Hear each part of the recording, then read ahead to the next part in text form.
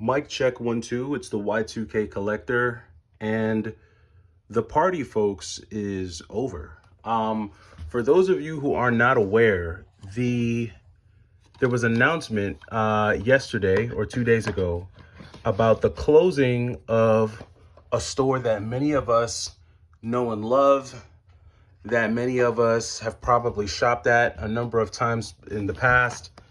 And that is or was the announcement of the closing of Party City. Now, for those of you who don't know, Party City is a retail store. It's a retail chain. They had, I think, over 400 locations, probably double that. And they've been around for quite some time. Party City has been around since I was a kid. And it was pretty much the place that you went to get all of your party supplies, balloons, plates, napkins, candy, things of that nature. It was really a really cool place. It's definitely one of the places that I remember frequenting as a child. And, it's really sad to see a store like that go out of business.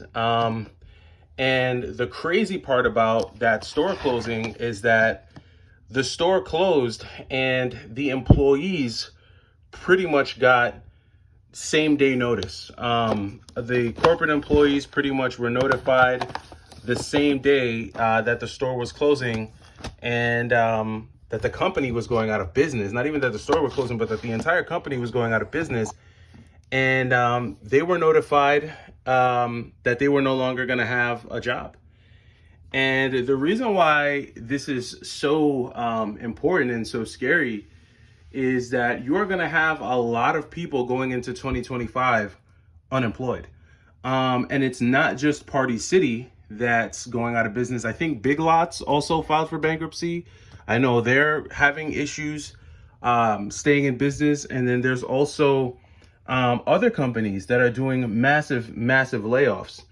And what does that have to do with video games? Well, video games are a hobby that, in my opinion, is a luxury. I think if you can own, any video games, even if you own one video game, you are in surplus, because video games are not something that everyone can afford. It's Christmas time. We're all into the holiday season. We're all spreading holiday cheer. But the reality of it is that not everybody's feeling that cheery right now. Not everybody's able to enjoy.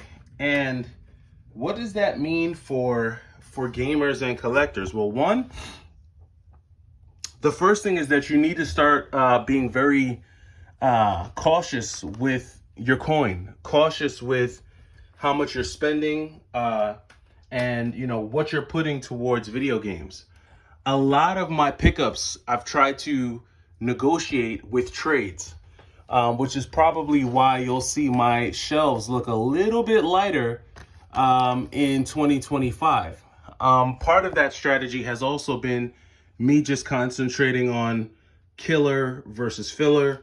So I've just been trying to eliminate a lot of the stuff that either I'm not going to play, or just games that just are not valuable to me. And so I think one of the best things that you can do if you are a gamer and you have games in your collection that you were thinking about selling, or you don't feel like you want, sell them now. Like, do it right now. Get rid of those games now while you're able to get the most money that you can probably get, or the most trade credit that you can probably get for those games now. I'm not saying sell your collection now. I'm saying curate your collection now. Go through and weed out all the stuff that you know you're not going to want, probably within the next 6 months or so, and start getting rid of those games, because I do not personally think that it is going to be easy for you to do any type of collection liquidation going into 2025. I just don't think it's going to be easy for folks to get rid of games in their collection, because what you're going to see happen is you're going to see a lot of people attempting to liquidate at the same time. Everybody is going to go to their nearest mom and pop shop. They're going to go to their nearest game store, and they're all going to try to sell their retro games at the same time to make up to be able to pay for life essentials. And if you want to get the most for your money, I say do that now. This scenario that we're going into here in 2025 is nothing like what we faced in 2020. In 2020, yes, there was massive unemployment. Yes, there were a lot of people at home with no work, right? Because of the shutdown and because, there was no business wasn't being conducted as usual. The difference then was that we were getting help. The government came in and helicoptered in a bunch of money, billions of dollars. And those billions of dollars were what helped to support not only people's livelihoods and their ability to, maintain the function of their households, but it also facilitated a lot of inflation and a lot of luxury or non-essential areas, from clothing to sneakers to video games to baseball cards to we saw a run up in all hobbies. And I think a lot of that value that was there, it's slowly been weaning away. But we're going to see a big evaporation of a lot of those values, I think, in 2025. And so this is why I say, if you have anything to sell it now. Or if there's a game, if there's a console, if there's a system that you've been wanting, trade for it now. Get rid of the stuff that you're not going to want out of your collection. Weed out the stuff that you're not going to play, and then trade up for the stuff that you actually want to have and that you'll actually play, and stuff that will have better value for you in the future. These are just my thoughts. It's a scary, scary time. My thoughts and prayers are with anyone who got basically a termination letter a week before Christmas. If you are one of those folks and you found yourself in that situation, prayers go out to you. Employment is very difficult when you have thousands of people looking for a job at the same time. And even if you do find a job, the next question is it going to be a job that actually sustains you? Is it going to be a job that pays you enough to cover your expenses?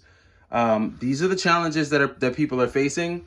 And, I know if it were me and if I, had no other source of income and I had no other way to support myself, you better believe the first thing I'm selling is this copy of Fire Emblem Path of Radiance. I'm getting rid of it because family comes first. And just like the Pickin' Preacher, he had to sell his entire Sega Saturn collection to take care of his family. And sometimes these things happen, and we could see a lot of this in 2025. So just a quick PSA for those of you who have not heard: Party City out of business, Big Lots out of business. These are two major retailers that employed thousands of people, not just the people in the stores, but you have managers, executives, corporate executives, analysts, project managers, directors, senior directors, associate directors, VPs. All of those positions are now evaporated, gone. And so these folks are going to need to find where to work. And if they have any games or any collectibles, they're going to sell.